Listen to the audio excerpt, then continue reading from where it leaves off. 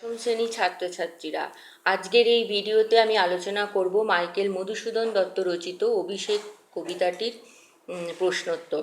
ছোট প্রশ্নগুলো আমি আগের ভিডিওতে আলোচনা করে দিয়েছি। আজকে আমি শুরু করছি 60 নম্বরের প্রশ্নের উত্তর দিয়ে।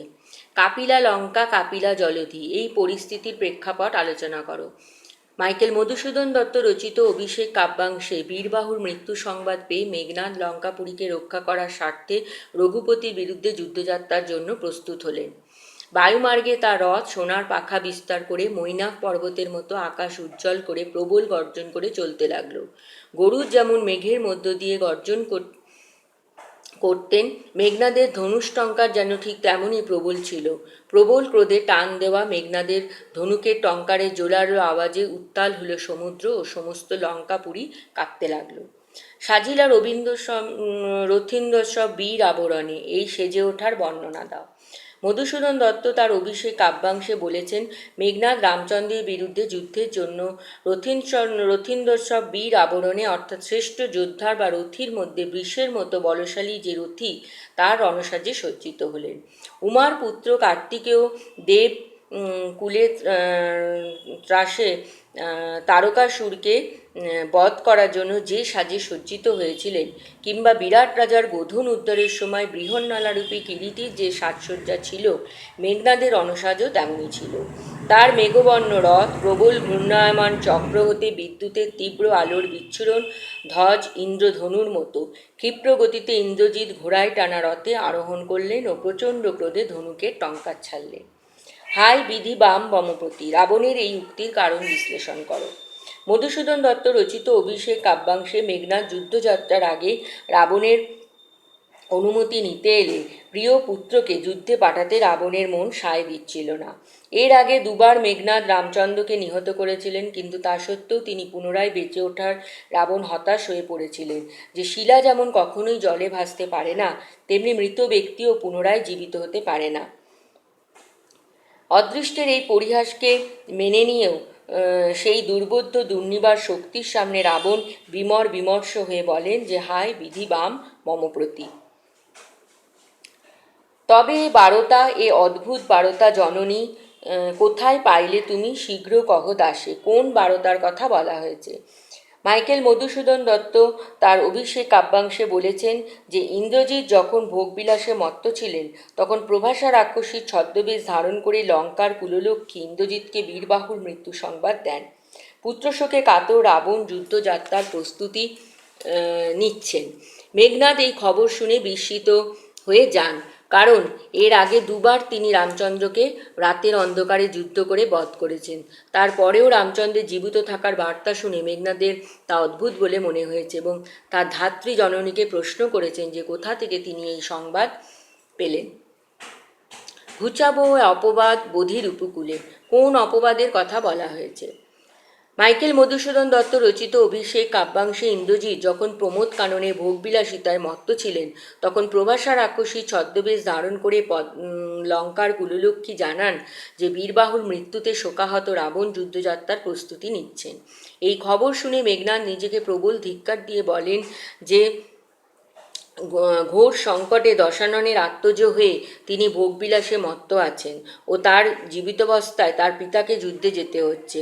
যেহেতু তিনি এই অপবাদ রটিয়েছেন, তাই তার শত্রুকুলকে বধ করে তিনি নিজেই এই অপবাদ ঘুচাবেন বলে মনস্থির করেছেন। সাজিছে রাবণ রাজা সাজের বর্ণনা দাও। মাইকেল মধুসূদন দত্ত রচিত অভিষেক কাব্যাংশে কর্তব্যজ্ঞানী পুরুষ সর্বশক্তিমান রাবণ সদ্য পুত্রহারা হয়ে শোকাকুলতা কাটিয়ে লঙ্কাপুরীকে রক্ষা করার জন্য যুদ্ধযাত্রা করেছেন। যুদ্ধের বাজনা বাজতে লাগলো, হাতিরা প্রবল স্বরে গর্জন করে উঠল, অশ্বেরা রেশাধ্বনি করল, পদাতিক সৈন্যবাহিনী হুঙ্কার ছাড়তে লাগলো। রাবণের রথের ওপর রেশম বস্ত্রের পতাকা উঠতে লাগলো। তার সোনার তৈরি বর্ম থেকে সোনালি আলোর দীপ্তি চারদিকে বিচ্ছুরিত হতে লাগলো। সেনাপতি পদে বরিনু তোমারে, কে কাকে কেন সেনাপতি পদে বরণ করেছেন? না, মাইকেল মধুসূদন দত্ত রচিত অভিষেক কাব্যাংশে দশাননোত্তাজ মেঘনাদ ভোগবিলাসে মত্ত থাকা অবস্থায় জানতে পারেন যে রামচন্দ্রের হাতে বীরবাহুর মৃত্যু হয়েছে ও শোকার্ত লঙ্কেশ্বর যুদ্ধযাত্রার জন্য প্রস্তুত নিচ্ছেন। ইন্দ্রজিৎ রাবণের কাছে যুদ্ধযাত্রার অনুমতি চাইলে তিনি পুত্রশোকের বেদনাকে দূরে সরিয়ে রেখে ইন্দ্রজিতের ইচ্ছাকে সম্মান জানিয়ে তাকে সেনাপতি পদে নিযুক্ত করেন ও গঙ্গাজল ছিটিয়ে তার অভিষেক করেন।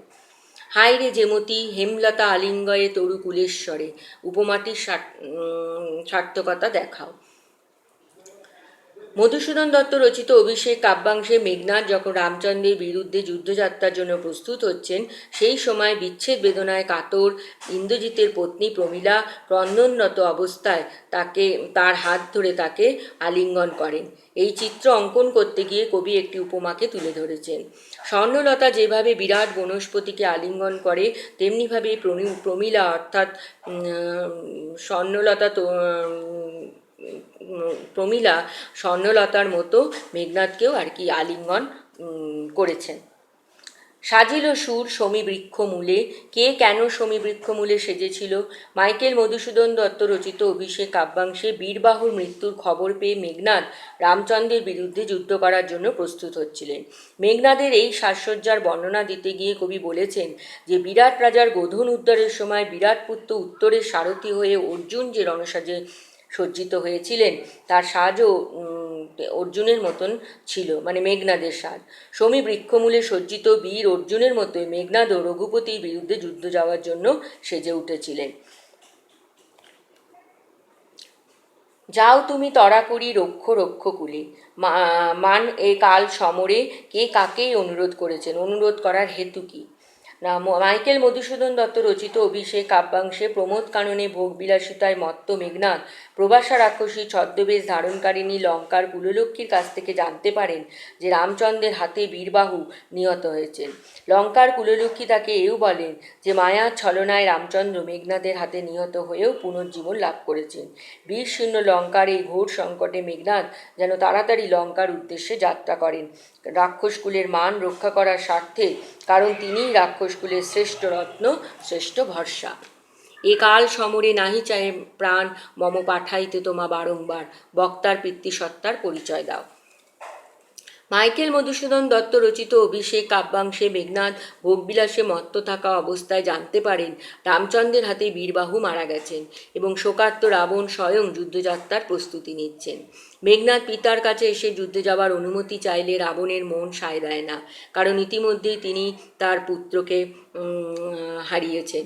মেঘনাদও এর আগে দুবার যুদ্ধে গেছেন। দুর্মদ দুরাচারী রাবণ এখানে পুত্রশোকে কাতর হয়ে পড়েন। যে রাবণ একদা নিয়তিকে মানতে চাইতেন না, নিজ শক্তির আস্ফালনে মত্ত ছিলেন, সেই রাবণই বিধির বিধান মেনে পুত্রশোকের বেদনাকে দূরে সরিয়ে লঙ্কার স্বার্থে ইন্দ্রজিতের ইচ্ছাকে মর্যাদা দিয়ে তাকে যুদ্ধে পাঠাতে রাজি হন। আচ্ছা, জিজ্ঞাসিল মহাবাহু বিস্ময় মানিয়া। মহাবাহুকে, মহাবাহু এখানে মাইকেল মধুসূদন দত্ত রচিত অভিষেক কাব্যাংশে মহাবাহু হলেন স্বর্ণলঙ্কার প্রবল পরাক্রমশালী দশাননের বীর পুত্র ইন্দ্রজিৎ। তার বিস্ময় মানার কারণ কি? না, ইন্দ্রজিৎ যখন প্রমোদ কাননে ভোগ বিলাসে মত্ত ছিলেন, সেই সময় প্রবাসা রাক্ষসী ছদ্মবেশ ধারণ করে উপস্থিত হলেন লঙ্কার ভাগ্যলক্ষ্মী। ইন্দ্রজিৎ তাকে প্রণাম করে তার আগমনের হেতু এবং লঙ্কার কুশল বার্তা জিজ্ঞাসা করলেন। মেঘনাদের শির চুম্বন করে কুললক্ষ্মী বললেন যে লঙ্কার ঘোর সংকট উপস্থিত, রামচন্দ্রের হাতে বীরবাহুর মৃত্যু হয়েছে, লঙ্কা বীর শূন্য হয়ে পড়েছে। পুত্রশোকে কাতর দশানন নিজেই যুদ্ধযাত্রার প্রস্তুত নিচ্ছেন। প্রিয় অনুজের মৃত্যু সংবাদ শুনে ইন্দ্রজিৎ বিস্মিত হয়ে গেলেন, কারণ এর আগে দুবার তিনি গভীর অন্ধকারে রামচন্দ্রকে হত্যা করেছিলেন। শত্রু দলের বিরুদ্ধে প্রচণ্ড স্বর নিক্ষেপ করে রামচন্দ্রের দেহকে খণ্ড বিখণ্ড করে দিয়েছিলেন। তাই এই খবর তার কাছে অদ্ভুত বিস্ময়কর লেগেছিল এবং তিনি কুললক্ষ্মীকে জিজ্ঞাসা করেছিলেন যে তিনি এই খবর আর কি কোথা থেকে পেলেন। ঘুচাবো এ অপবাদ বোধির উপকূলে। অপবাদটি কি, বক্তা কিভাবে তা ঘুচাবেন, অপবাদ ঘোচানোর জন্য বক্তা কিভাবে প্রস্তুতি নিয়েছিলেন। মাইকেল মধুসূদন দত্ত রচিত অভিষেক কাব্যাংশে ইন্দ্রজিৎ ভোগবিলাসে মত্ত থাকাকালীন লঙ্কার কুললক্ষ্মীর কাছ থেকে অনুজ বীরবাহুর মৃত্যু সংবাদ পান। এটা বড় প্রশ্ন। এবং জানতে পারেন যে লঙ্কার এই ঘোর দুর্দিনে তার পিতা দশানন নিজেই যুদ্ধযাত্রার প্রস্তুত নিচ্ছেন। এই খবর শুনে ইন্দ্রজিৎ আত্মগ্লানিতে ভুগতে থাকেন। তার মতো পুত্র বেঁচে থাকতে কিনা তার পিতাকে যুদ্ধে যেতে হচ্ছে, কেননা তিনি প্রমোদ কাননে বিলাসিতা করছেন, এটা শত্রুপক্ষের কাছেও অত্যন্ত মানহানিকর। নিজের এই আচরণকে ধিক্কার দিয়ে এটাকেই তিনি অপবাদ বলেছেন। তিনি রাক্ষসকুলের বীরশ্রেষ্ঠ ও লঙ্কার বীর সেনাপতি, তাই তারই উচিত প্রমোদ কানন পরিত্যাগ করে নিজের প্রাণের বিনিময়ে লঙ্কাকে রক্ষা করা। এটাই তার কর্তব্য বলে তিনি মনে করেন। ইন্দ্রজিৎ শত্রু সৈন্যদের বধ করে এই অপবাদ ঘুচাবেন বলে মনস্থ করেন। শত্রুদল রামচন্দ্রের বিরুদ্ধে যুদ্ধের জন্য রথীন্দ্রস্ব বীর আবরণে অর্থাৎ শ্রেষ্ঠ যোদ্ধা বা রথীর মধ্যে বিষের মতো বলশালী যে রথী, তার অনসাজে মেঘনাদ সজ্জিত হলেন। মেঘনাদের সাজের বর্ণনা দিতে গিয়ে কবি উমার পুত্র কার্তিকেয় দেবকুলের ত্রাসে তারকাসুরকে বধ করতে যে সাজে সজ্জিত হয়েছিলেন, কিংবা বিরাট রাজার গোধন উদ্ধারের সময় উত্তরের সারথী তথা বৃহন্নলারূপী কিরীটির রণসাজের সঙ্গে তুলনা করেছেন। ইন্দ্রজিতের মেঘবর্ণ রথ, প্রবল বেগে ঘূর্ণায়মান রথচক্র হতে বিদ্যুতের তীব্র আলোর বিচ্ছুরণ, রথের ধ্বজ ইন্দ্রের ধনুকের মতো ক্ষিপ্র গতির অশ্ব দ্বারা টানা রথে মেঘনাদ আরোহণ করলেন ও প্রবল বেগে তার ধনুকে টঙ্কার দিলেন। হাই রে যেমতি হেমলতা আলিঙ্গয়ে তরুকুলেশ্বরে, অথবা তবে কেন তুমি পুনর্নিধি ত্যাজ কিঙ্কিরিরে আজি। মাইকেল মধুসূদন দত্ত রচিত অভিষেক কাব্যাংশে লঙ্কার ভাগ্যলক্ষ্মীর কাছে অনুজ বীরবাহুর মৃত্যু সংবাদ শুনে মেঘনাদ প্রচণ্ড ক্রোধে উত্তেজিত হয়ে প্রমোদ কানন ত্যাগ করে লঙ্কার উদ্দেশ্যে যাত্রা করেন। রাবণের অনুমতি নিয়ে যুদ্ধে যাবেন মনস্থির করেই তিনি রণসাজে সজ্জিত হন। ঠিক সেই সময় তার স্ত্রী প্রমীলার আবির্ভাব ঘটে। প্রমীলা ছিলেন প্রচণ্ড আত্মমর্যাদা বোধ সম্পন্ন নারী, আবার তিনি তার স্বামীকেও প্রচণ্ড ভালোবাসতেন। কবি প্রাচ্য এবং পাশ্চাত্য এই দুয়ের সংমিশ্রণে প্রমীলা চরিত্র এঁকেছেন। একদিকে অন্য নারীদের সঙ্গে প্রমোদরত স্বামীকে মেনে নেওয়া, অন্যদিকে যুদ্ধযাত্রায় প্রস্তুত স্বামীকে হারানোর ভয়ে বিচ্ছেদ বেদনায় কাতর হয়ে পড়া বাঙালি কুলবধূ।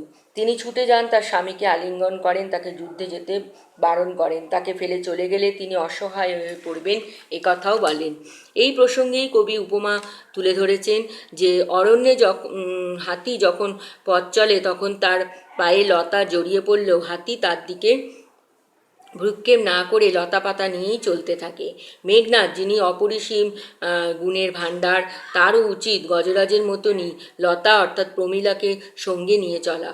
প্রমীলাকে একা ফেলে চলে যাওয়া মেঘনাদকে শোভা পায় না। মেঘনাদকে ছাড়া কিভাবে প্রমীলা জীবন ধারণ করবেন? এর উত্তরে ইন্দ্রজিৎ বলেছেন যে প্রমীলা যে প্রেম বন্ধনে ইন্দ্রজিৎকে বেঁধেছেন, ধরিত্রীর কোনো শক্তি নেই সেই প্রেম বন্ধনকে ছিন্ন করা, এবং এই প্রেম বন্ধনের জোরেই মেঘনাদ যুদ্ধ জয় করে ফিরতে পারবেন। আর অভিষেক কবিতা অবলম্বনে ইন্দ্রজিতের দেশপ্রেমের পরিচয় দাও।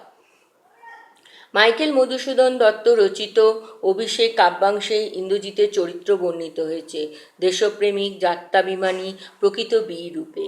যদিও আদিকবি বাল্মীকির কল্পনায় রাবণ পুত্র ইন্দ্রজিৎ ধর্মদ্রোহী দুর্বিনীত রাক্ষস রূপে বর্ণিত হয়েছিলেন, আর ঊনবিংশ শতাব্দীর জাতীয়তাবোধ ও মানবতাবোধে উদ্বুদ্ধ কবি প্রচলিত ধ্যান ধারণাকে দূরে সরিয়ে দেশপ্রেমিক ইন্দ্রজিতের চরিত্র অঙ্কন করেছেন। ইন্দ্রজিৎ প্রমোদ কাননে ভোগবিলাসে মত্ত থাকাকালীন অবস্থায় লঙ্কার কুললক্ষ্মীর কাছে জানতে পারেন যে লঙ্কার ঘোর সংকট উপস্থিত। রামচন্দ্রের হাতে তার প্রিয় অনুজ বীরবাহুর মৃত্যু হয়েছে এবং দশানন স্বয়ং যুদ্ধযাত্রার প্রস্তুতি নিচ্ছেন। এই কথা শুনে বীর ইন্দ্রজিৎ নিজেকে ধিক্কার দেন ও তার মতো বীর জীবিত থাকতে তার পিতাকে যুদ্ধ যেতে হচ্ছে এই অপবাদ ঘুচানোর জন্য শীঘ্রই প্রমোদ কানন ত্যাগ করে লঙ্কার উদ্দেশ্যে যাত্রা করেন।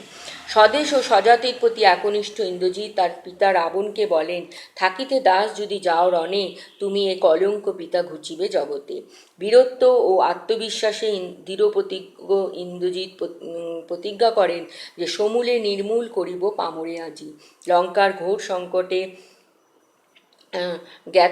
জ্ঞাতিত্ব, ভ্রাতৃত্ব ও সাজাত্যবোধকে শ্রেষ্ঠ ধর্ম মনে করে কর্তব্যপরায়ণ ইন্দ্রজিৎ হা দিক মোড়ে বৈরী দল বেড়ে স্বর্ণলঙ্কা হেতা আমি আসি বামাদলে, স্বর্ণলঙ্কা হেতা আমি বামাদল মাঝে, এই বলে নিজেকে ধিক্কার দিয়ে লঙ্কাকে রক্ষা করতে উদ্যত হন। আর সর্বশেষ হচ্ছে যে মেঘনাদ চরিত্র। মাইকেল মধুসূদন দত্ত রচিত মেঘনাদবধ কাব্যের অন্তর্গত অভিষেক কাব্যাংশে ইন্দ্রজিতের চরিত্র বর্ণিত হয়েছে দেশপ্রেমিক যাত্রাভিমানী প্রকৃত বীররূপে।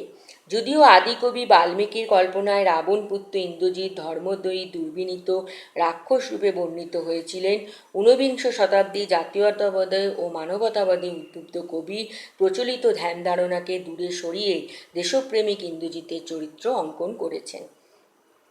কবিতাংশে ইন্দ্রজিতের চরিত্রের যে কথা উল্লেখ করতে হয় তা হলো তার বীরত্ব ও আত্মবিশ্বাসী মনোভাব। প্রমোদ কাননে ভোগবিলাসে মত্ত থাকাকালীন ছদ্মবেশী দেবী লক্ষ্মীর কাছে লঙ্কার সর্বনাশ তিনি শুনতে পান, যে তার অনুজ বীরবাহুর মৃত্যু ও দশাননের পুত্রশোকে কাতর দশাননের যুদ্ধযাত্রার খবর শুনে নির্ভীক ভয়শূন্য ও আত্মবিশ্বাসে বলীয়ান ইন্দ্রজিৎ প্রতিজ্ঞা করেন ঘুচাবই অপবাদ বোধি রিপুকুলে। এর আগে দুবার তিনি রামচন্দ্রকে পরাস্ত করেছেন। মায়ার ছলনায় পুনরায় জীবিত রামচন্দ্রকে তৃতীয়বারও পরাস্ত করার জন্য আত্মপ্রত্যয় ইন্দ্রজিৎ তাই রাবণকে বলেছেন যে সমূলে নির্মূল করিব পামরে আছি। প্রবল শক্তিশালী ইন্দ্রজিৎ কপটতায় বিশ্বাস করেন না, নিয়তি বা বিধির লিখনকেও তিনি অস্বীকার করেন। বিধাতা বিরূপ বলে দশানন যখন তার প্রিয় পুত্রকে যুদ্ধে পাঠাতে দিতে চান না, তখন কর্তব্য সচেতন ইন্দ্রজিৎ পিতাকে বলেন যে সে থাকতে তার পিতা কেন রামচন্দ্রকে ভয় পাচ্ছেন। স্বদেশ ও স্বজাতির প্রতি একনিষ্ঠ জ্ঞাতিত্ব, ভ্রাতৃত্ব ও সাজাত্যবোধকে শ্রেষ্ঠ ধর্ম বলে জেনে স্বদেশ ও স্বজাতির চরম বিপদ মুহূর্তে প্রমোদ উদ্যান ত্যাগ করে ইন্দ্রজিৎ রণসাজে সজ্জিত হয়ে পিতার পাশে দাঁড়িয়েছিলেন এবং বলেছিলেন যে থাকিতে দাস যদি যাও রণে, তুমি এ কলঙ্ক পিতা ঘুচিব জগতে। এখানে তার কর্তব্যবোধের পরিচয় পাওয়া যায়। পিতার সন্তানের যে দায়িত্ব, সেই দায়িত্ববোধের পরিচয় পাওয়া যায়। ইন্দ্রজিতের চরিত্রে আত্মমূল্যায়নের মানসিকতা তার চরিত্রটিকে এক অন্য মাত্রা দিয়েছে। লঙ্কার দুর্দশা এবং বীরবাহুর মৃত্যুর খবর শুনে নিজেকে ধিক্কার দিয়ে বলেছেন, হা ধিক মোরে বৈরী দল বেড়ে স্বর্ণ লঙ্কা তা আমি বামাদল মাঝে। পত্নী প্রমীলার সঙ্গে তার দাম্পত্য সম্পর্কও ছিল বড় মধুময়।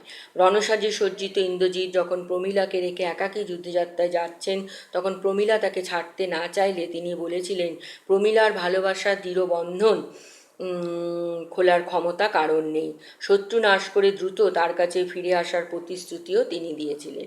মেঘনাদের চরিত্রে একদিকে যেমন আছে পিতৃভক্তি, ভাতৃভক্তি, পত্নী প্রেম, তেমনি আরেক দিকে আমরা পাই দেশপ্রেম। পরিশেষে বলা যায় যে মধুসূদনের প্রিয় চরিত্র মেঘনাদ আভিজাত্য মিশ্রিত বীরত্বের প্রতীক, বাংলা সাহিত্যের অন্যতম শ্রেষ্ঠ চরিত্র হয়ে উঠেছে। আজকের ভিডিও তাহলে আমি এখানেই শেষ করছি। যদি আমার ভিডিওটা তোমাদের ভালো লেগে থাকে অবশ্যই ভিডিওটাকে লাইক করবে, শেয়ার করবে এবং আমার চ্যানেলটাকে তোমরা সাবস্ক্রাইব করবে।